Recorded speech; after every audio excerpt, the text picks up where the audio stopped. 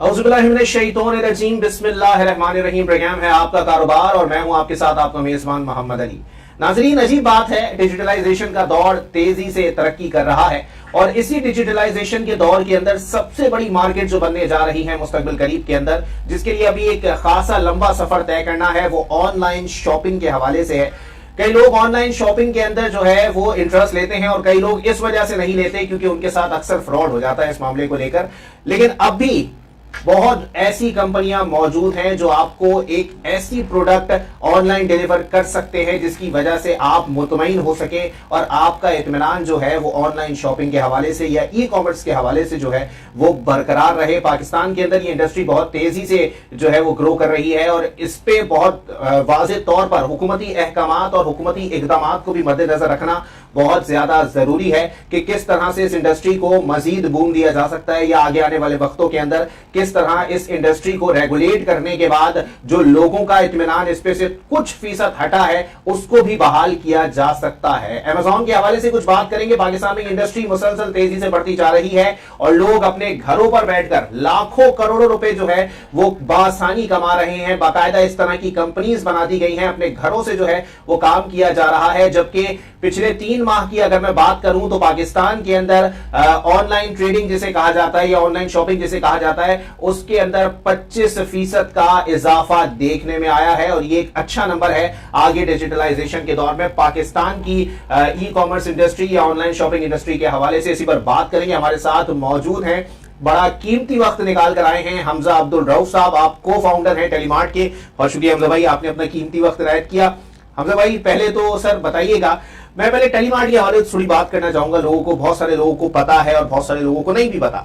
टेलीमार्ट के हवाले से बताइएगा पहले ये है क्या और इसका आइडिया कहां से आया? बिल्कुल, देखिए टेलीमार्ट जो है वो एक omni channel e commerce market place है और ओमनी चैनल से हमारा मतलब ये है कि टेलीमार्ट जो है वो एक वाहिद ई कॉमर्स पाकिस्तान की वेबसाइट है या ब्रांड है जो ऑनलाइन के साथ साथ ऑफलाइन भी मौजूद है। सही। तो हमारी जो है एक फुल फ्लेज्ड वेबसाइट है, ऐप है, जहां पे 25 जो है वो 25 प्लस प्रोडक्ट कैटेगरीज हैं, 2 लाख से ज्यादा प्रोडक्ट्स हैं और उसके साथ साथ हमारे अल्हम्दुलिल्लाह 13 शहरों में पाकिस्तान के 18 स्टोर्स भी हैं जिनको हम फिजिटल स्टोर्स कहते हैं कि फिजिकल और डिजिटल का जो है दोनों का मिलाप है। दोनों का मिलाप है। तो ये हमारा बिजनेस मॉडल है। हमें ज्यादातर लोग जानते हैं इलेक्ट्रॉनिक्स की प्रोडक्ट्स के हवाले से, ज्यादातर जो हमारा फोकस रहा है वो इलेक्ट्रॉनिक कैटेगरी जिसमें फिर तमाम इलेक्ट्रॉनिक प्रोडक्ट्स चाहे वो मोबाइल्स हो और वो तमाम चीजें आती हैं। तो ये हमारा बिजनेस मॉडल है और टेलीमार्ट का आइडिया जाहिर सी बात 2012-11 में जो है वो आया और उसमें यही था कि उस वक्त हम देख रहे थे कि इंडिया में जो कि हमारी एक बड़ी अच्छी रेफरेंस मार्केट है, पड़ोसी भी हैं हमारे और वहां पे जो कंज्यूमर माइंडसेट है बहुत सिमिलर है। पाकिस्तान के लोग जिस तरह झिझकते हैं नई चीजों को जो एक्सपीरियंस करने से, इस तरह से इंडिया की भी वहां वही है। तो वहां पे जब ई कॉमर्स का इतना हमने देखा कि वहां पे इतना उरूज है ई कॉमर्स का, अमेज़न आ चुका था, फ्लिपकार्ट उनकी लोकल प्लेस बहुत अच्छा आ चुका था जब आपने स्टार्ट किया। तो हमने कहा अगर वहां पे इतना अच्छा चल रहा है और पाकिस्तान में भी इतना बड़ा गैप था उस वक्त कि पाकिस्तान में भी उस तरह की सर्विसेज और जो है वो ई कॉमर्स प्लेयर्स नहीं थे, तो हमने कहा ये अच्छा वक्त है कि इसको ट्राई कर सकते हैं। एक नई कैटेगरी है, एक नया बिजनेस मॉडल है और अगर आज हम इसको ट्राई आउट करते हैं और इसके अंदर जो है वो एंटर करते हैं इस कैटेगरी में तो इंशाल्लाह फ्यूचर में इसके बेनिफिट्स भी हम लोग जो है वो हासिल कर सकते हैं। तो वहां से आइडिया जनरेट हुआ था, हमने उसको ई कॉमर्स से स्टार्ट किया तो फिर अलॉन्ग द लाइन आगे जाते जाते हमने फिर ऑफलाइन की तरफ भी अपना जो है वो रुख किया और एक डिजिटल मॉडल जो है उसको पाकिस्तान में मुतारिफ करवाया पहली बार। अच्छा हमजा भाई, एक बात यहाँ पर ये पैदा होती है सर कि ऐसे मुल्क के अंदर जहां पर डिजिटलाइजेशन जो है वो इतनी ज्यादा जो है वो ग्रो नहीं कर रही है या फिर उसका वो मकाम नहीं है जो उसका होना चाहिए, उस वक्त ऐसा आइडिया आना ये मुझे थोड़ा सा हजम नहीं हो रहा। देखें, कुछ करना था, कुछ नया करना था, उसको कहते हैं ना कि यंग ब्लड कि जब भी बिजनेस में या इंडस्ट्री में या पूरी जिंदगी में कोई यंग ब्लड आता है इकोसिस्टम के अंदर तो वो हमेशा चाहते हैं कुछ नया एक्सपेरिमेंट करें और इस जनरेशन के अंदर ये चीज है। हमारी जनरेशन और हमारे बाद जो जनरेशन जी है जिसको जेन जी कहते हैं वो तो उससे ज्यादा एक्सपेरिमेंटल है। उनको तो हर चीज फिंगर टिप्स पे चाहिए, कन्वीनियंट चाहिए और वो एक्सपेरिमेंटल है बहुत ज्यादा। तो हमारे उसमें भी यही था कि कुछ नया ट्राई करते हैं और जो चीज ऐसी जो दुनिया भर में ट्राई की जा चुकी है, सक्सेसफुल बिजनेस मॉडल था, तो हमने कहा पाकिस्तान में इसमें थोड़ी सी जो है वो गैप मौजूद है तो इसको किस तरह से केटर करें, एक बिजनेस मॉडल मुतारिफ करवाएं, प्रोडक्ट्स जेन्युइन हो, कंट्रोल्ड मार्केट प्लेस हो, कस्टमर का जो धोखा और फ्रॉड वाले एलिमेंट है वो एलिमिनेट हो और कस्टमर को वही चीज पहुंचाई जाए जो चीज उसने ऑर्डर की है। तो उसके ऊपर हमने जो आइडिया था वो इसीलिए आया कि कुछ नया ट्राई करते हैं, और पाकिस्तान में उस वक्त इतना ज्यादा इस पे काम नहीं हो रहा था। अब तो माशाल्लाह ई कॉमर्स इंडस्ट्री में काफी प्लेयर्स, काफी मर्चेंट्स, और सिर्फ प्रोडक्ट्स नहीं, सर्विसेज के हवाले से भी आप देखते हैं तो food delivery, ride hailing, online ticketing, mechanics तक मौजूद है, मैकेनिक्स, तो ये सारी चीजें आहिस्ता आहिस्ता माशाल्लाह ई कॉमर्स की तरफ जो है वो आ चुकी हैं। अच्छा, तो हमजा भाई ये बताइए ना सर कि चले ठीक है, ऑनलाइन के हवाले से कुछ लोग अभी भी काफी भाम का शिकार रहते हैं ऑनलाइन शॉपिंग के हवाले से। मेरे साथ खुद 2 दफा बुरा एक्सपीरियंस रहा है। मैंने शर्ट्स ऑर्डर की, एक बार उन्होंने शॉर्ट्स भेज दिए, और एक बार जो उन्होंने शर्ट्स का जो बंडल भेजा उसके अंदर एक शर्ट इतनी बड़ी थी जिसमें मैं 3 बार आ जाऊं, एक इतनी छोटी थी जिसमें मैं सारी जिंदगी नहीं आ सकता, और एक इतनी बड़ी थी जिसमें मैं प्रॉपर आ गया। तो ये बताएं सर, इस तरह के फ्रॉड से किस तरह रोका जा सकता है? देखिए, ई कॉमर्स पाकिस्तान में हम जिस तरह बात कर भी रहे थे पहले कि ई कॉमर्स पाकिस्तान में इस वक्त जो है वो 1% से भी कम है। अगर ओवरऑल रिटेल को देखें तो उसका सिर्फ 1% या उससे कम हिस्सा जो है वो ई कॉमर्स के ऊपर ट्रेडिंग या सेलिंग होती है। अब ये क्यों है 1%, और क्या 1% ज्यादा है या कम है? जाहिर सी बात है बहुत कम है। और किस तरह से कम है कि चाइना जो है वो इस वक्त पूरी दुनिया में सबसे अगर एडवांस्ड कोई ई कॉमर्स इकोनॉमी है, जहाँ पे सबसे ज्यादा ई कॉमर्स जो है वो मार्केट साइज वाइज सबसे बड़ी मार्केट है, वहां पर भी आज भी ई कॉमर्स जो है वो 25% है। तो 25% पे चाइना है जो कि एक एडवांस्ड इकोनॉमी है, और पाकिस्तान अभी जो है वो 1% पे। तो जिस तरह हम कहते हैं कि ग्लास खाली है या ग्लास फुल है, तो पाकिस्तान का तो अभी ग्लास बिल्कुल खाली है। तो वो वहां पे बहुत पोटेंशियल भी है इस वजह से, लेकिन ये 1% नहीं होना चाहिए था। अच्छा। और इस का 1% होने की जो सबसे बड़ी वजह है वो ट्रस्ट डेफिसिट है, जो आपने बात कही कि भरोसा जो है लोगों का ई कॉमर्स पे इतना ज्यादा नहीं है, और अगर किसी का कोई बुरा एक्सपीरियंस होता है तो वो फौरन जो है वो ई कॉमर्स से हट जाते हैं। और वो क्यों ऐसा होता है?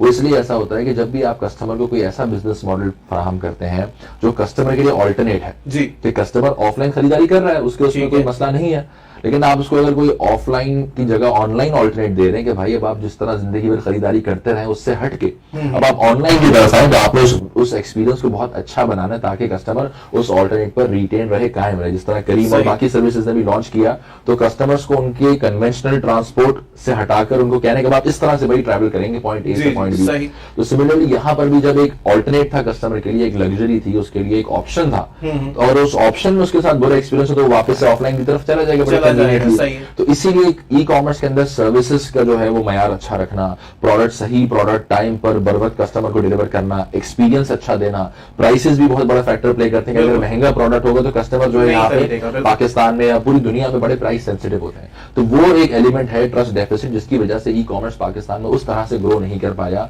और उसको देखें, पूरी दुनिया में ये चैलेंजेस है, पाकिस्तान में थोड़े ज्यादा है, लेकिन आप हर छोटे से छोटे ऑनलाइन स्टोर को रेगुलेट नहीं कर सकते। कोई इंस्टाग्राम पे बेच रहा है, कोई फेसबुक पेज के जरिए बेच रहा है, कोई व्हाट्सएप के जरिए बेच रहा है, कोई छोटी छोटी वेबसाइट्स बना के बेच रहा है। तो उसमें गवर्नमेंट ने भी अपना रोल अदा किया है, ई कॉमर्स पॉलिसी जो है उन्होंने शेप अप की है, उसकी इंप्लीमेंटेशन भी जो है उस पर काम जारी है, और उसमें काफी ऐसी चीजें हैं जिससे कस्टमर का जो प्रोटेक्शन है, कस्टमर राइट्स का जो प्रोटेक्शन है ऑनलाइन शॉपिंग के हवाले से, उस पर भी इंशाल्लाह बहुत ज्यादा काम हो रहा है, ताकि कस्टमर्स के पास भी कोई ऐसे प्लेटफॉर्म्स हो जहां पे वो इस तरह की कंप्लेन या इस तरह की अगर उसके साथ फ्रॉड और स्कैम होते हैं तो वो रिपोर्ट करे और उसके अगेंस्ट उसको जो है एक रेजोल्यूशन मिले और उसको जो है वो जस्टिस मिले। अच्छा, हम सब एक सवाल यहाँ पर ये भी पैदा होता है सर, जिम्मेदारी ज्यादा ऑनलाइन वालों पर आयद होती है, मैं ये समझता हूँ। उसकी वजह ये है कि चले ठीक है, हम फिजिकल जाके खुद क्वालिटी चेक करके खुद जो है वो देख कर मैं पारी मॉल से, साइबर मॉल से खरीद सकता हूँ, लेकिन अगर ऑनलाइन में ऑर्डर कर रहा हूं तो उसकी क्वालिटी मेरी नजर में फिजिकल से ज्यादा अच्छी होनी चाहिए ताकि लोग जो है वो दोबारा ऑनलाइन ऑर्डर करने पे आए। आपको नहीं लगता जिम्मेदारी ज्यादा होगी आपके ऊपर? बिल्कुल, जिस तरह हम बहैसियत इंसान भी कहते हैं कि सेल्फ पुलिसिंग बहुत जरूरी है। बिल्कुल ऐसे ही कि इंसान अपने लिए खुद काम करे, और जरूरी क्यों है कि इस तरह की पुलिस हो या बाकी इदारे हों जो आपको फोर्स करें। अगर पहले बेसिक लेवल पे देखा जाए तो इंसान को खुद अपने आप को बेहतर करना चाहिए, और फिर ये इदारों का भी अपना एक अहम किरदार अदा करने का। तो इसी तरह ई कॉमर्स जो मर्चेंट्स हैं या जो ई कॉमर्स प्लेयर्स हैं, जो ई कॉमर्स कारोबार करते हैं, उनके लिए सबसे इंपॉर्टेंट यही है कि वो ये काम सही से करें और अपने बिजनेस मॉडल के अंदर कोई ऐसे फ्रॉड, कोई ऐसे स्कैम जो है वो ना रख रहे हैं, और कस्टमर्स को तरजीह दें हर चीज के ऊपर। कस्टमर इज किंग जिसको हम कहते हैं, तो वो बिल्कुल बिल्कुल बहुत जरूरी है। लेकिन ऐसे लोगों के लिए भी जिसको हम कहते हैं ना कि एक गंदी मछली जो है पूरा तालाब गंदा कर देती है, तो वो इस तरह की जो गंदी मछलियां या ब्लैक शीप्स हैं उनको आइडेंटिफाई करना, उनको पेनलाइज करना, उनको कॉन्सिक्वेंसेस का डर होगा। अगर मैंने कोई फ्रॉड किया तो मैं बच के भाग नहीं जाऊंगा, मेरे ये कॉन्सिक्वेंसेस होंगे जो अगर मैंने किया, तो ये अगर किया जाए तो उससे बहुत फायदा होगा। लेकिन ये ग्रेजुअल प्रोसेस है, ये इंस्टेंटली या एक ओवरनाइट प्रोसेस नहीं है कि आज हमने कहा और पॉलिसी उस पर काम चल रहा और अचानक से इंप्लीमेंट हो जाएगा। एक टाइम लगेगा, ग्रेजुअल प्रोसेस है। लेकिन कुछ जिम्मेदारी, कुछ हद तक जिम्मेदारी कस्टमर्स पर भी आयद होती है कि वो थोड़ा सा हल्की फुल्की रिसर्च ऑनलाइन शॉपिंग से पहले कर लें।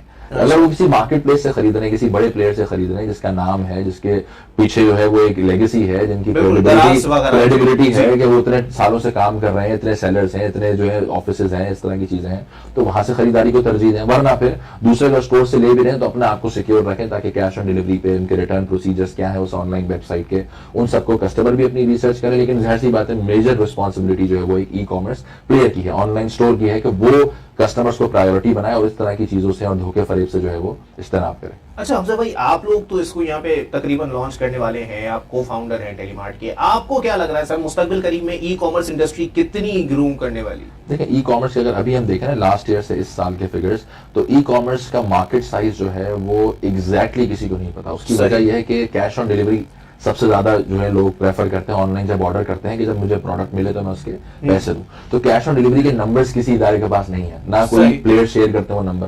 तो ई कॉमर्स मार्केट साइज का अंदाजा इस बात से लगाया जाता है कि स्टेट बैंक कुछ रिपोर्ट्स जारी करता है, जिसमें स्टेट बैंक ये बताता है कि ई कॉमर्स मर्चेंट्स के ऊपर या ई कॉमर्स वेबसाइट पर प्रीपेड ट्रांजैक्शंस कितनी हुई, जो ट्रांजैक्शंस ऑनलाइन हुई कार्ड के जरिए या दूसरे तरीकों से आईबीएफटी के जरिए, तो उसका डेटा जाहिर सी बात है स्टेट बैंक के पास होता है कि जिन वेबसाइट्स ने ऑनलाइन पेमेंट का सिस्टम रखा हुआ है उसके जरिए कितनी जो है वो कैश ऑन डिलीवरी के ऊपर, तो कैश ऑन डिलीवरी के ऊपर नहीं है। तो इंडस्ट्री में यही किया जाता है, हम लोग और बाकी लोग क्या करते हैं कि हम प्रीपेड के नंबर से एक अंदाजा लगाते हैं कि अगर प्रीपेड नंबर्स इतने हैं और कैश ऑन डिलीवरी का रफली 80-90% कैश ऑन डिलीवरी अभी भी है, तो ओवरऑल मार्केट ये बन जाती है। तो इस हवाले से भी जो आपने पोटेंशियल पूछा, तो अभी मैं एक रिपोर्ट देख रहा था कि 2021 का जो भी साल गुजरा है, जून 2021 तक, तो उसमें प्री पेमेंट्स पाकिस्तान में 60 बिलियन रुपीस की प्री पेमेंट्स ई कॉमर्स के ऊपर हुई हैं, जिससे पिछले साल जो है वो रफली 35 बिलियन थी। तो आप समझे ऑलमोस्ट 96% की ग्रोथ सिर्फ प्री पेमेंट्स में आई है सही ई कॉमर्स के अंदर। तो ये बेजा नहीं होगा, ये गलत नहीं होगा कि ओवरऑल ई कॉमर्स भी जो है वो हम रफली कह सकते हैं कि वो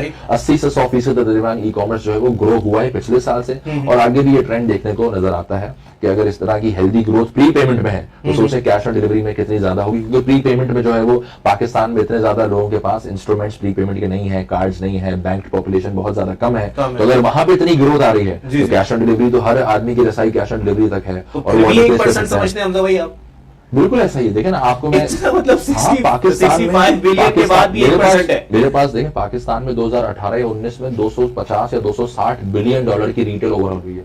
अच्छा 250 से 260 बिलियन डॉलर की पूरी ओवरऑल नेट रिटेल जो पाकिस्तान में हुई है वो है। और मैं आपको ई कॉमर्स कह रहा हूँ 1 से 1.5 बिलियन है। अच्छा, तो आप हिसाब लगा लें इसका, अगर 60 बिलियन रुपीस की प्री पेमेंट हुई है जी और हम कहते हैं कि ये 20% है pre payment, 80% cash on delivery है, तो ओवरऑल मार्केट साइज एस्टिमेटेड बनता है 300 अरब रुपए। बिल्कुल ठीक है। 300 अरब रुपए को जब आप डॉलर में कन्वर्ट करते हैं तो रफली 1.7 या 1.8 बिलियन डॉलर बनता है। सही। तो 1.7-1.8 बिलियन डॉलर ई कॉमर्स से एस्टिमेटेड मार्केट साइज पाकिस्तान का आफ्टर पैंडेमिक, आफ्टर कोविड-19, जहां पे लोग मजबूरन भी ई कॉमर्स की तरफ गए जब दुकानें बंद थी, उसके बावजूद आफ्टर ऑल द इन्वेस्टमेंट्स जो पाकिस्तान में आई, आप सुनते होंगे कि इस कंपनी ने इतने मिलियन डॉलर पैसे लेकर रेस कर लिए, इस कंपनी ने इतने मिलियन डॉलर, तो उसके बावजूद 1.7 बिलियन डॉलर जो कि बहुत कम है। क्यों?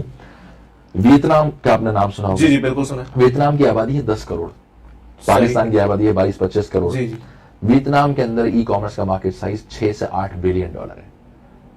अब आप इसका हिसाब लगाएं, 6 से 8 बिलियन डॉलर। बांग्लादेश हमारे बिल्कुल नेक टू नेक आ चुका है ई कॉमर्स के अंदर। अच्छा। इंडिया जो है 50 बिलियन डॉलर से ऊपर की मार्केट हो चुका है ई कॉमर्स में। तो अगर 50 बिलियन डॉलर, अगर आप इंडिया की पॉपुलेशन को भी एडजस्ट कर लें कि हमसे अगर वो 7 या 8 टाइम्स है, उसको एडजस्ट करने के बाद भी हम कितना पीछे हैं, तो हम अगर 1-1.5-2 बिलियन डॉलर भी आप कहने एक अच्छा फिगर, तो 1.5-2 बिलियन डॉलर पे हम है। वियतनाम जैसी मार्केट जो हमसे आधी है पॉपुलेशन में, वहां पर जो है वो ई कॉमर्स कहां पहुंच चुका है कि वो 6 से 8 बिलियन डॉलर की कर रहे हैं। तो पोटेंशियल बहुत ज्यादा है और अभी बहुत ग्लास जो है वो खाली है। लेकिन इसमें खुशाइंद बातें कुछ ये हैं जो बड़ी इंपॉर्टेंट है और जो ये हिंट करती हैं कि ई कॉमर्स आगे जाके बड़े अच्छे तरीके से इंशाल्लाह ग्रो करेगा। वो ये कि देखें, कोई भी चीज या कोई भी काम जो है वो आइसोलेशन में तरक्की नहीं कर सकता, आइसोलेशन में काम नहीं करता। आपका भी चैनल है तो सारे डिपार्टमेंट्स का फंक्शन करना जरूरी है ताकि आपकी परफॉर्मेंस निखर के आए। इसी तरह ई कॉमर्स में भी जो है, ई कॉमर्स में डिपेंडेंसी होती है सेलर्स के ऊपर। सही। आप उनके प्रोडक्ट्स, टेक्नोलॉजी, कोरियर, पेमेंट्स, ये सारे डिपेंडेंट फैक्टर्स हैं जिसकी वजह से ई कॉमर्स ग्रो करता है। तो पाकिस्तान में अगर आप पिछले 1 या 2 सालों में देखें तो इन सारे सेक्टर्स में बहुत ज्यादा अच्छी इंप्रूवमेंट्स, इनोवेशंस, इन्वेस्टमेंट्स आई हैं। तो जितनी लॉजिस्टिक्स कंपनीज हैं वो भी अब इनोवेट कर रही हैं, उन पे इन्वेस्टमेंट्स और फंड्स आ रहे हैं। जो कोरियर के साथ साथ जो है वो सेलर्स हैं, उनकी क्वालिटी इनहांस हो रही है, अच्छे ब्रांड्स पाकिस्तान में आ रहे हैं, ब्रांड्स जो है वो ई कॉमर्स के अंदर इन्वेस्ट कर रहे हैं, टेक्नोलॉजी बहुत ज्यादा इंफ्रास्ट्रक्चर जो है इंप्रूव हो रहा है। तो ये सारी चीजें हैं जो मिलकर एक अच्छे ग्रोथ को, एक अच्छे फ्यूचर को जो है वो प्रेडिक्ट करती हैं कि ई कॉमर्स की फ्यूचर। अच्छा हमजा भाई, एक सवाल यहाँ पर ये भी पैदा होता है, बहुत सारे लोग अभी ये नहीं जानते कि अमेजोन क्या चीज है और पाकिस्तान में इसका क्या किरदार है। सर मैं चाहूंगा थोड़ा सा बताइएगा कि अमेजोन पे किस तरह से लोग ट्रेडिंग कर रहे हैं और किस तरह से लोग लाखों करोड़ों रुपए, मैंने सुना है सर और यूट्यूब पे भी देखा है कि लोग कमा रहे हैं, घर बैठे कमा रहे हैं। बिल्कुल, देखिए अमेजोन जो है वो दुनिया की one of the most valuable companies है। अच्छा। अमेजोन दुनिया का सबसे बड़ा ई कॉमर्स का जो है वो स्टोर है, ब्रांड है, वेबसाइट है और बेशुमार मुल्कों में उनकी जो है वो प्रेजेंस है जहां पे वो कस्टमर्स को चीजें फराहम करते हैं अपने प्लेटफॉर्म के जरिए। तो अमेजोन चूंकि इतना बड़ा प्लेटफॉर्म है, इतनी बड़ी वेबसाइट इतने सारे मुल्कों में मौजूद है, तो उनको प्रोडक्ट्स और सेलर्स भी चाहिए होते हैं जिनके प्रोडक्ट्स वो बेचेंगे। तो उसमें उनकी कुछ कंट्रीज की लिस्ट थी जिनसे वो अलाउ करते हैं कि वहां के सेलर्स अमेजोन पे ऑफिशियली बेच सकते हैं अपने प्रोडक्ट्स और उनको सेल कर सकते हैं, जिसमें पाकिस्तान कुछ टाइम तक जो है वो ब्लैक लिस्ट के अंदर था और फिर पाकिस्तान पहले था, फिर ब्लैक लिस्ट में, और अब रिसेंटली जो है वो दोबारा पाकिस्तानी सेलर्स को ऑफिशियली अलाउ किया गया है, जिसमें जाहिर सी बात है बहुत सारे लोगों की, इदारों की और काबिशें हैं, जिसमें मिनिस्ट्री ऑफ कॉमर्स भी है। यहाँ पे जो इस तरह के लोग अमेजोन के कारोबार को फरोग दे रहे हैं वो भी हैं। इसमें कुछ ऐसे भी पाकिस्तानी लोग हैं जो अमेजोन में काम करते हैं अमेरिका, और उन्होंने भी वहां पे अपना किरदार अदा किया अमेजोन की मैनेजमेंट को कन्विंस करने में कि पाकिस्तान को एक मौका दिया जाए। यहाँ पे क्वालिटी ऑफ सेलर्स, प्रोडक्ट्स और बहुत जबरदस्त है। तो वहां पे अब पाकिस्तान के जो लोग हैं वो यहाँ से बैठकर अमेजोन जितने मुल्कों में मौजूद है वहां पर अपने प्रोडक्ट्स बेच सकते हैं। अच्छा। अब लोगों का सवाल ये आता है कि कैसे बेच सकते हैं यहाँ से अमेजोन में, तो उसमें अमेजोन जाना जाता है अपने एक मॉडल के लिए जिसमें जिसको कहते हैं फुलफिल्ड बाय अमेजोन। सही कि आपने सिर्फ अपने प्रोडक्ट्स जो हैं वो यहाँ से या चाइना से या कहीं से भी जहां से आप उनको सोर्स करते हैं वो आपने वो प्रोडक्ट्स अमेजोन को पहुंचा देना उनके वेयर हाउस में। अमेजोन ने वो प्रोडक्ट्स अपने पास रख लिए। अब अमेजोन के पास जब भी ऑर्डर आएगा वो अपने वेयर हाउस से अमेजोन उसको पैक करेगा, शिप करेगा, डिलीवर करेगा। तो आपको यहां से हर पार्सल इंडिविजुअली भेजने की जरूरत नहीं है। आपने एक बार अपने प्रोडक्ट्स जो है वो अमेजोन के वेयर हाउस पहुंचा दिया और फिर Amazon will take care of everything और वही इसको पैक करेंगे, शिप करेंगे, आपके ऑर्डर जो आएंगे उनको तमाम तर फुलफिलमेंट तक, डिलीवरी तक पहुंचाना उनकी जिम्मेदारी होगी। तो एक बड़ी एक अच्छी इंडस्ट्री है जो पाकिस्तान के अगेन एक्सपोर्ट्स को बढ़ाने में बहुत ज्यादा मदद करती है। तो ये जरूरी है कि पाकिस्तानी सेलर्स, चाहे वो लेदर के गुड्स हो, चाहे वो हैंडीक्राफ्ट्स हो, चाहे वो सर्जिकल इक्विपमेंट हो, चाहे वो स्पोर्ट्स की इक्विपमेंट हो, जिन चीजों के लिए पाकिस्तान जाना चाहता है कि अगर यहाँ की प्रोडक्ट, यहाँ की बनी हुई प्रोडक्ट को हम अमेजोन पे बेचेंगे तो एक्सपोर्ट्स में इजाफा होगा। लेकिन काफी हद तक अभी ऐसा भी हो रहा है कि लोग चाइना या बाकी जगहों से उसको भेज रहे हैं, तो फिर वो हमारे डायरेक्ट एक्सपोर्ट्स पे वो पॉजिटिव इंपैक्ट नहीं आता। अच्छा हमजा भाई, यहाँ पर ये भी एक सवाल पैदा होता है, चलें ठीक है, मैं दोनों सवालों को एक साथ करूंगा आपके साथ कि चलें ठीक है, इन्वेस्टमेंट के हवाले से लोग पूछते हैं, जब आपने स्टार्ट किया था आपकी इन्वेस्टमेंट कितनी थी, और अब अगर अमेजोन पे ट्रेडिंग या दीगर जो इस तरह के जो है वो प्लेटफॉर्म्स मौजूद हैं ऑनलाइन ट्रेडिंग के, तो उसके अंदर कितनी इन्वेस्टमेंट दरकार होगी एक आम आदमी को अपना कारोबार शुरू करने के लिए? देखिए, आम आदमी को अगर कारोबार शुरू करना है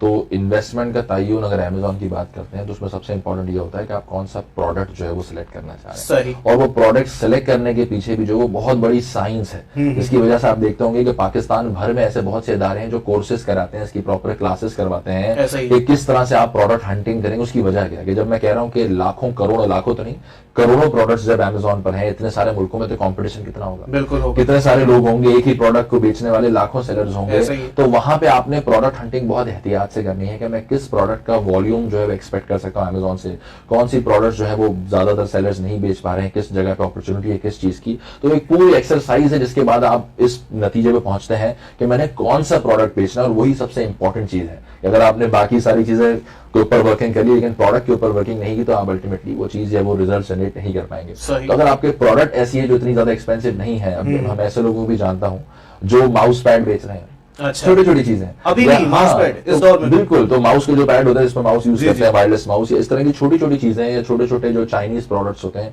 वो बेच रहे हैं जिनकी शायद प्राइस ही $1 या $2 होगी। अगर आप इस तरह की किसी प्रोडक्ट में कर रहे हैं तो आपकी इन्वेस्टमेंट बहुत ज्यादा नहीं होगी। ठीक है, तो उसमें भी कोई तरीकेकार है और इन्वेस्टमेंट मार्केटिंग के हवाले से लगती है कि अमेजोन में जो एक पूरा सर्च का सिस्टम बना हुआ है कि अगर आप अमेजोन पे एक चीज सर्च करते हैं तो उसको बेचने वाले तो लाखों लोग हैं। तो जब आप सर्च करेंगे तो पहले पेज पे कौन से प्रोडक्ट्स आएंगे या किस सेलर के आएंगे, तो उसमें अमेजोन जो है वो बहुत सारी चीजों को देखता है, उनका पूरा एल्गोरिथम बना हुआ है कि कौन से सेलर ने कितने ज्यादा अच्छे रिव्यूज लिए हैं, किसकी प्राइस अच्छी है, किसकी कितनी ट्रांजैक्शंस हुई हैं, तो उसको देखते हुए अमेजोन काफी मुशाबिहत रखती है वेबसाइट एसईओ वगैरह से कि जी कौन सी वेबसाइट का लिंक ऊपर आएगा। तो गूगल की तरह अमेजोन ने भी अपना एक इंटरनल सिस्टम बनाया है ताकि किसी सेलर के साथ ज्यादती ना हो। तो उसमें फिर बहुत सारे तरीकेकार हैं कि किस तरह पाकिस्तानी सेलर्स अपनी प्रोडक्ट को टॉप पे लेके आ सकते हैं ताकि उनकी रिजल्ट जो है वो पहले दूसरे पेज पे आए, ताकि अगर आप पहले दूसरे तीसरे पेज पे आएंगे तो ही आपकी ऑर्डर प्लेस प्लेस होंगे। अगर आप 10,000 में बेच रहे हो तो आपका ऑर्डर नहीं प्लेस होगा। तो उसमें फिर लोग इन्वेस्ट करते हैं अलग अलग तरीकों से कि किस तरह मार्केटिंग में और बाकी चीजों में इन्वेस्ट करें अपनी प्रोडक्ट के अलावा, जिससे हमारी रैंकिंग इंप्रूव हो, क्योंकि इतनी बड़ी वेबसाइट में आपका प्रोडक्ट खो जाता है। सही। तो वो बहुत सारे तरीकेकार और उसके जो मास्टर लोग बहुत सारे और हैं, लेकिन उस पर बहुत अच्छी खुशाइन बात है और उस पर यंग पॉपुलेशन स्पेशली बहुत ज्यादा इंटरेस्टेड है, वो उस पर काम कर रहे हैं। और इसकी अच्छी चीज ये है कि हमारा एक तो अमेजोन से पाकिस्तान के डायरेक्टली एक अच्छा रिलेशन डेवलप होगा, और दूसरा ये कि एक्सपोर्ट्स के अंदर इंशाल्लाह अल्लाह ने चाहा तो यहाँ के जो लोग हैं अगर यहाँ के प्रोडक्ट्स को बहुत ज्यादा फरोग दें, तरगीब दें, जिस तरह हम देख भी रहे हैं कि अब मेड इन पाकिस्तान का कल्चर भी पाकिस्तान में शुरू हो गया। अगर हमारी इंडस्ट्री से रिलेटेड बात करें तो मोबाइल फोन अब यहाँ पे असेंबल होना शुरू हो गए हैं, तो वो बहुत खुशाइंद बात है कि चाहे वो सैमसंग हो, उन्होंने लकी ग्रुप के साथ साइन किया है, चाहे वो शाओमी कंपनी हो, एमआई, चाहे वो इन्फिनिक्स हो, वीवो हो, ओप्पो, भी सारे प्लांट्स असेंबली सब यहाँ हो रही है। तो जब यहाँ पे चीजें बनना शुरू होंगी और यहाँ से चीजें फिर अच्छी तरह अच्छी क्वालिटी को मद्देनजर रखते हुए बनेंगी, तो अल्टीमेटली वो वहां हर जगह पे हमें बेनिफिट देंगे। और रिसेंटली हमने एक आर्टिकल भी पढ़ा जिसमें अब्दुल रज़ाक दाऊद जो है उन्होंने भी लिखा कि पाकिस्तान से पहला कंसाइनमेंट फोन्स का एक्सपोर्ट हुआ। पाकिस्तान जाना जाता है कि पाकिस्तान आज से पहले हमेशा फोन्स, इलेक्ट्रॉनिक्स इंपोर्ट किया जाता था, इंपोर्टेड प्रोडक्ट है वो यहाँ पे नहीं। लेकिन अब माशाल्लाह वो वक्त आ गया है कि पाकिस्तान यहाँ बनाने के बाद जो एक्सेस स्टॉक है वो बाहर भी बाहर मुल्कों को भी भेज रहा है। तो इंशाल्लाह ये तमाम तर फैक्टर्स ऐसे हैं जो पाकिस्तान को, चाहे वो अमेजोन हो, चाहे वो लोकल ई कॉमर्स हो, उसको माशाल्लाह फ्यूचर में ग्रो करने के अंदर बहुत ज्यादा हेल्प करेंगे। अच्छा, एक बात बताइएगा हमजा भाई, देखिए सवाल ये भी पैदा होता है ना, अभी पैंडेमिक के अंदर जो है वो लॉकडाउन था, लोग बाहर नहीं निकल रहे थे, आपने पैंडेमिक का जिक्र किया। पैंडेमिक के दौरान ई कॉमर्स को जो है वो कितना फायदा हुआ सर, या कितने लोग ई कॉमर्स के साथ जुड़े? देखिए पैंडेमिक जो है ना वो एक तरीके से ब्लेसिंग इन डिस्गाइज थी फॉर ई कॉमर्स। बिल्कुल, ऑब्वियसली बहुत उसमें नुकसान बहुत हुआ लोगों को, वो तमाम तर चीजें अपनी जगह है। लेकिन अगर आप ई कॉमर्स की बात करते हैं तो ई कॉमर्स के अंदर आप रफली ये समझें कि हम अपनी अगर बात करें तो हमें 4 से 5 गुना ज्यादा जो है वो ट्रैफिक भी, हमारे नंबर ऑफ ऑर्डर्स भी, हमारी सेल भी, वो तमाम तर चीजें हमें 3 से 4 या 5 गुना तक नजर आई कि वो स्पाइक हुई और वो बढ़ी। लेकिन जाहिर सी बात उसमें एक बहुत इंपॉर्टेंट रोल ये था कि ऑफलाइन मार्केट्स बंद थी, लॉकडाउन था। जब शदीद लॉकडाउन लगता था उस वक्त ये जो है स्पाइक है बहुत स्टीप हो जाता था, और फिर जब वो लॉकडाउन रिलैक्स होता था आहिस्ता आहिस्ता लोगों की, तो जिस तरह लॉकडाउन जब लगा उस वक्त बहुत अच्छी ग्रोथ, बहुत अच्छे नंबर थे। लेकिन जाहिर सी बात है वो 3-4 गुना सस्टेन 1-2 साल तक कभी नहीं कर सकता। तो वो नीचे जरूर आया वो स्पाइक, लेकिन वो ओवरऑल पहले नंबर से बहुत बेहतर रहा और वो ग्रोथ चलती रही। तो दुनिया भर में ग्लोबली हुआ कि ई कॉमर्स जो है उसको सीरियसली लेना शुरू कर दिया ब्रांड्स ने। तो जो ब्रांड्स पहले कहते थे कि ई कॉमर्स कुछ नहीं है और सब कुछ ऑफलाइन है, जो दुकानदारी, जो सेंटिमेंट था ओवरऑल पब्लिक का कि यार ऑनलाइन कुछ भी नहीं है, ऑफलाइन सब कुछ है, उनको इस टाइम पीरियड के दौरान, लॉकडाउन के दौरान ई कॉमर्स की अहमियत का अंदाजा हुआ। जिसके बाद काफी ब्रांड्स ने, काफी रिटेलर्स ने, काफी लोगों ने ई कॉमर्स के अंदर इन्वेस्ट किया, वहां अपनी प्रेजेंस को बहाल किया और फिर मेक श्योर किया कि इस अपॉर्चुनिटी का फायदा उठाया जाए। तो इस अगर आप ये कहें कि ई कॉमर्स इंडस्ट्री लॉकडाउन या कोविड के बाद वहां जा चुकी है नंबर्स की टर्म में, जहां उसको 2 या 3 साल बाद पहुंचना था, तो बिल्कुल सही बात होगी। हम 2 से 3 साल आगे चले गए, हमने लीपफ्रॉग कर लिया सिर्फ ये कोविड या लॉकडाउन की वजह से। तो ओवरऑल इंडस्ट्री, चाहे वो खाने पीने की चीजें हो, ऐसी बात है, चाहे वो सर्विसेज हो, चाहे वो प्रोडक्ट्स हो, तो तमाम तर एरियाज में ई कॉमर्स आज 2 से 3 साल आगे चली गई या फास्ट फॉरवर्ड हो गई इस लॉकडाउन या कोविड की वजह से। अच्छा हमजा भाई, एक सवाल यहाँ पर यह भी पैदा होता है सर कि हर चीज बहुत बाद में भी उसी जगह पर खड़ी हुई दिखाई देती है पाकिस्तान के अंदर, जितनी वो तकरीबन 30 साल या 40 साल पहले होती है। एक आईटी कंपनी ने दावा किया था कि जी हमारी टोटल एक्सपोर्ट जो है वो $25 अरब है और इंडिया की सिर्फ आईटी एक्सपोर्ट जो है वो $100 अरब है। तो सर ऐसा क्यों है? अभी भी वही एक्सपोर्ट वहीं खड़ी हुई है और आईटी एक्सपोर्ट इतनी बड़ी नहीं हमारी। अब आपको लगता है डिजिटलाइजेशन का दौर है, हर चीज डिजिटल हो रही है, इस मामले के अंदर भी हम थोड़ा आगे बढ़ेंगे या अगले 30 सालों के अंदर भी हम यही खड़े रहेंगे? देखिए इसमें सबसे इंपॉर्टेंट चीज क्या होती है कि हम किसी भी चीज को उसकी फेस वैल्यू पे ले लेते हैं। तो फेस वैल्यू से पीछे हमें उसकी बैकग्राउंड देखनी है कि वो ग्रास रूट पे कहां से वो चीजें सही होंगी, तो फिर हमारा अल्टीमेटली ये रिजल्ट आएगा। तो इंडिया में भी ये रिजल्ट ऐसे तो नहीं आया कि उनकी जो टाटा कंसल्टेंसी सर्विसेज हैं वो एक कंपनी का जो एक्सपोर्ट है वो पाकिस्तान के ओवरऑल एक्सपोर्ट से मेरे ख्याल से ज्यादा है, तो वो ऐसे ओवरनाइट नहीं हुआ। उसमें सबसे इंपॉर्टेंट चीज क्या होती है टेक्नोलॉजी के अंदर, टेक्नोलॉजी रिलाय करती है किस पे, रिसोर्सेज पे। प्रोग्रामर्स हैं, कोडर्स हैं, जो आपकी ह्यूमन रिसोर्स है, जो वो कोड लिखती है, जो वो टेक्नोलॉजी बनाती है, वो जाहिर सी बात है सारी इंस्ट्रक्शंस दे रही होती है, तो वो क्वालिटी रिसोर्स का होना बहुत जरूरी है। तो क्या पाकिस्तान में ऐसे इदारे हैं, ऐसे यूनिवर्सिटीज हैं जो वर्ल्ड क्लास जो है वो टेक्नोलॉजी एक्सपर्ट्स या प्रोग्रामर्स या कोडर्स को जो है वो तैयार कर रहे हैं? नहीं है, नहीं ना होने के यहाँ बराबर है। ऐसी यूनिवर्सिटीज हैं जिनका पेपर रुक भी जाए उनको भी एडमिशन मिल जाए। बिल्कुल, तो इंडिया ने इस चीज के ऊपर इतनी मेहनत की कि उनके पास इतनी बड़ी बड़ी यूनिवर्सिटीज हैं, इतने अच्छे प्रोग्राम्स हैं, इतना ज्यादा उनका फोकस था डे वन से,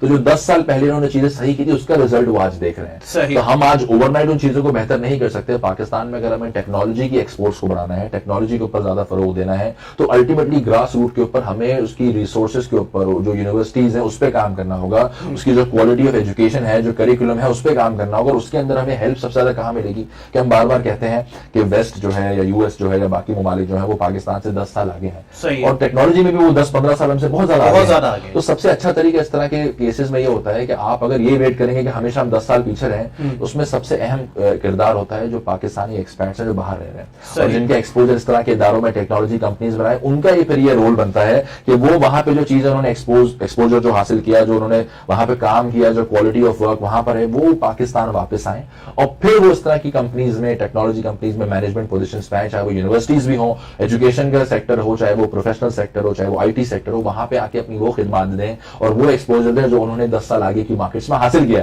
ताकि पाकिस्तान को वो फास्ट फॉरवर्ड लेकर आगे करीब से करीब तर लेके जाए। तो वहां पे एक बहुत इंपॉर्टेंट फैक्टर ये भी है कि तालीमी निजाम हो आईटी के हवाले से, चाहे वो कंपनीज हो, चाहे वो सर्विसेज देनी हो आईटी की, उसके लिए बहुत जरूरी है कि ऐसे पाकिस्तानी जो बाहर ऐसी कंपनीज में काम कर चुके हैं, जो बहुत आगे हैं हमसे और जिनके पास बहुत अच्छा क्वालिटी ऑफ वर्क हो रहा है, वहां से वो पाकिस्तान और फिर यहाँ पे कहते हैं टाइम टू गिव बैक, यहाँ आके फिर वो वही अपनी खिदमत अंजाम दे ताकि पाकिस्तान जो है वो बाकी से कंधा मिलाकर खड़ा है। अब तक कोई देखिए अब एक कल्चर नया स्टार्ट हुआ बिल्कुल, अच्छा। कि पाकिस्तान में जो नए स्टार्टअप्स का एक दौर आया है, एंटरप्रेन्योर्स की एक नई लहर आई है, जो नए बिजनेसेस और आईटी से रिलेटेड ज्यादातर बिजनेसेस हैं, डिजिटल बिजनेसेस हैं, उनके अंदर आ रहे हैं। तो उसमें ज्यादातर तादाद फाउंडर्स की और एंटरप्रेन्योर्स की वो है जो बाहर से पढ़ के आए हैं। कोई मैकेंजी से जो है वो आया है वहां काम करने के बाद, कोई किसी वहां की टॉप टेक्नोलॉजी कंपनी से काम करके आए। तो बहुत ज्यादा माशाल्लाह ब्रेन ड्रेन काफी हो गया पाकिस्तान का।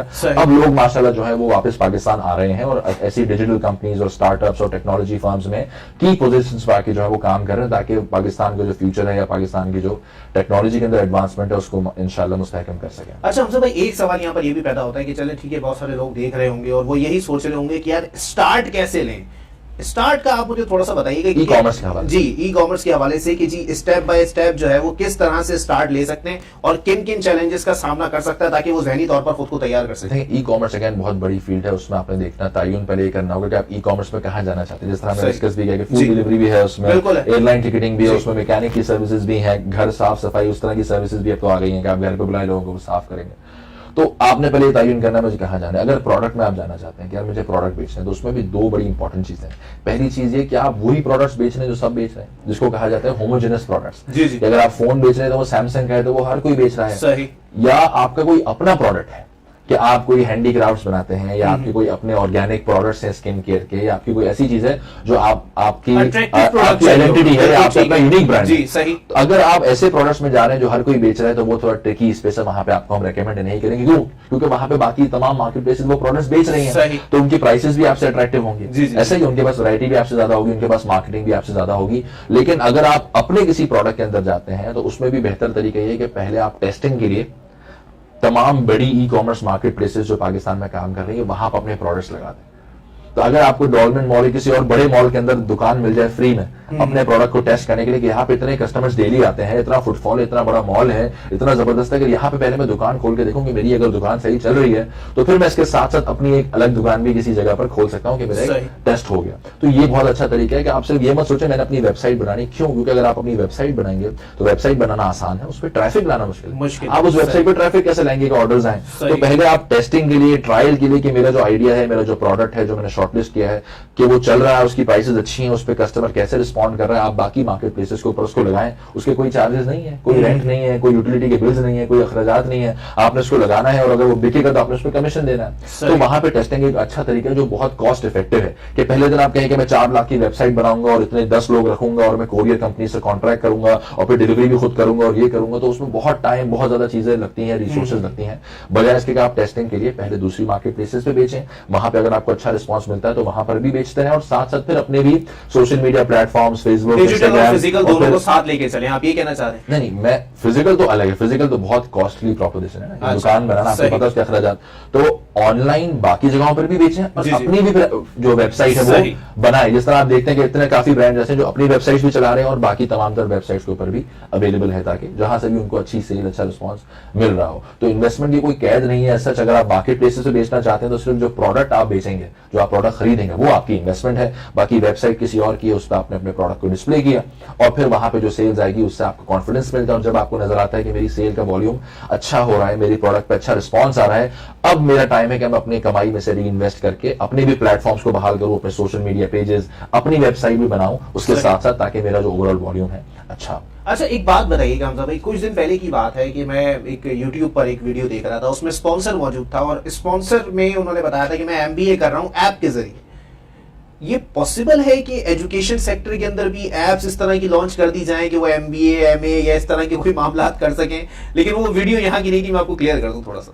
देखिए, ग्लोबली तो एजुकेशन के जो है वो सेक्टर में बहुत सारी डेवलपमेंट्स, बहुत ज्यादा इनोवेशंस आ गई हैं। लेकिन देखिए, एक चीज जो हमने भी एक्सपीरियंस कर ली और देख ली कि ऑनलाइन जब एजुकेशन हुई है, जब सब चीजें जूम पर मुंतकिल हुई, तो उसकी इफादियत जो है वो उस तरह से नहीं नजर आई और स्टूडेंट्स की सीरियसनेस भी नजर नहीं आई। एग्जाम बार बार कैंसिल हुए, फिर बहाल हुए, फिर कैंसिल हुए।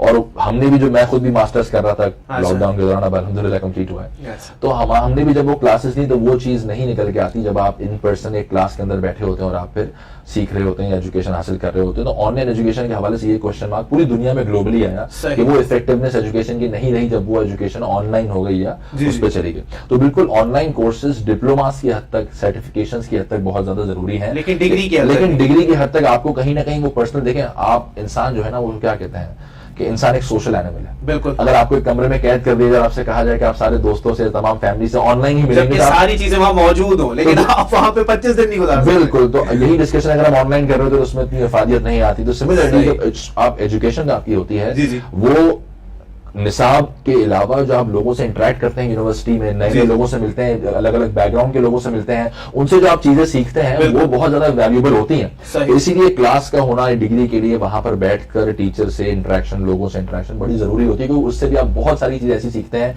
जो आप ऑनलाइन इंटरेक्शन में नहीं सीख सकते हैं। तो एजुकेशन का डिप्लोमा, सर्टिफिकेशन और इस तरह की चीजें तो ऑनलाइन होती हैं और बड़े बड़े यूनिवर्सिटी, चाहे वो हार्वर्ड हो, ऑक्सफोर्ड, इन सब के ऑनलाइन कोर्सेज आते हैं। लेकिन डिग्री की जहां बात आती है वहां पे प्रेफरेंस ये होनी चाहिए कि सही। बहुत शुक्रिया हमजा अब्दुल रऊफ साहब, को फाउंडर टेलीमार्ट। हमजा भाई, बहुत मजा आया आज मुझे प्रोग्राम के अंदर और बहुत कुछ सीखने को भी मिला और शायद हमारे नाजरीन को भी सीखने को मिला होगा। और जो लोग वाकई अगर इस इंडस्ट्री की तरफ आना चाहते हैं तो बहुत अच्छी इंडस्ट्री है, बहुत ज्यादा आगे चलकर इसमें तरक्की देखी जाएगी, इसमें आगे चलकर काफी पोटेंशियल देखा जाएगा, आगे मामलात काफी बेहतर होंगे। और वो लोग जो सही मानों में अब इसके ऊपर काफी हद तक काम कर रहे हैं, मैं उन खवातीन की भी बात करूंगा जिनके घर में कोई कमाने वाला नहीं होता और वो ऑनलाइन ट्रेडिंग करके जो है वो पैसे कमा रही हैं, तो उनके वो एक रोल मॉडल है हमारे लिए कि हमें उनको देखकर और फिर इस कारोबार की तरफ आना चाहिए कि जब ये अकेली खातून कर सकती हैं तो हम क्यों नहीं कर सकते। किसी तरह सोच में ना पड़ जाइएगा कि आगे क्या होगा। आगे का फैसला करने वाला अल्लाह ताला मौजूद है। इसी के साथ अपने मेजबान मोहम्मद अली को दीजिए इजाजत। अल्लाह हाफिज।